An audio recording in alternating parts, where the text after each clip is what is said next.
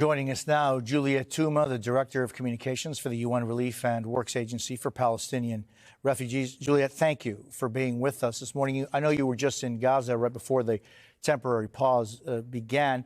How would you describe the humanitarian crisis right now? And we're getting word right now, by the way, Juliet, that Hamas is apparently agreeing to that truce extension. So that's one more development that shows that there's a possibility, maybe even a probability, that this truce could be extended, who knows, a couple more days. Yeah, if these reports are confirmed, I also got similar reports myself just before going on this live with you, then it is a huge relief for the people on the ground who were only talking about that. They are absolutely exhausted after 50+ days of bombardment and airstrikes and displacement and loss and grief and uncertainty. So any extension to the pause that's been taking place is very much welcome. Just wondering, I mean, the Israeli government says that 2,000 trucks have entered the Gaza Strip since the beginning of the war. We do know for a fact that hundreds have been coming in during these 4 days. What does that aid look like, and how is that aid getting to people? Yeah, look, the 2,000 may sound a lot, but let's put things in proportion.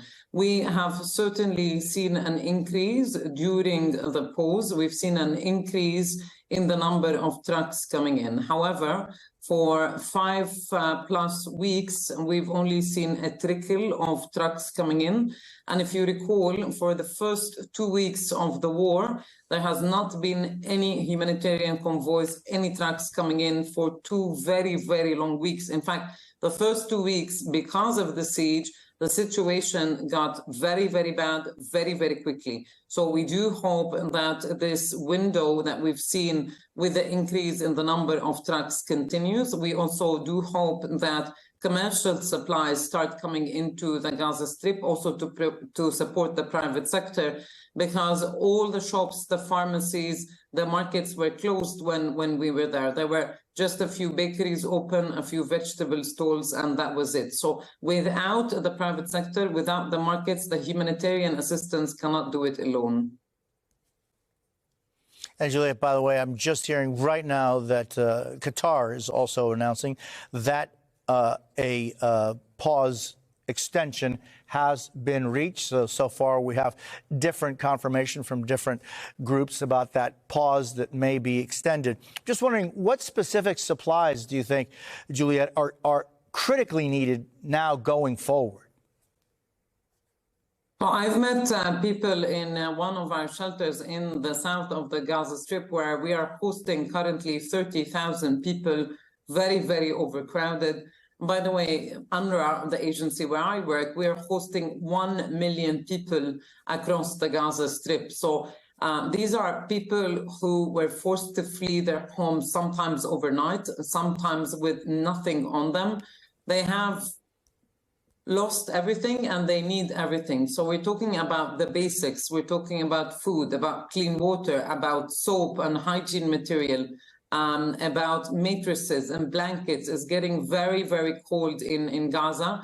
And so it's a whole bunch of assistance. This is why the continuation of the delivery of much needed assistance is absolutely critical, and very, very important that there is fuel coming into Gaza, as we have seen in the past few days, that there's cooking gas.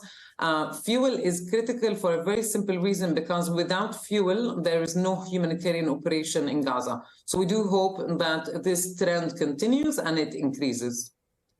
And Juliet, I mean, just the numbers you were just saying, I mean, you're hosting 1 million people inside Gaza. That's virtually half of the population in that area. And how do you, Juliet, guarantee or work towards that, for example, that fuel and that food and those mattresses that are so desperately needed and so much more ends up indeed getting to the people and not under the organization of Hamas? We have teams on the ground. UNRWA directly implements assistance and programs. We have teams on the ground, UN, United Nations, vetted and screened United Nations team, thousands of them, who are on the front lines, who are in the shelters. They receive the assistance itself when it comes via Egypt at the Rafah crossing. They put it on United Nations trucks and they take it to United Nations shelters, and there they distribute it to people in need. Juliet Touma, I thank you very much for being with us. I really appreciate your time. Thank you.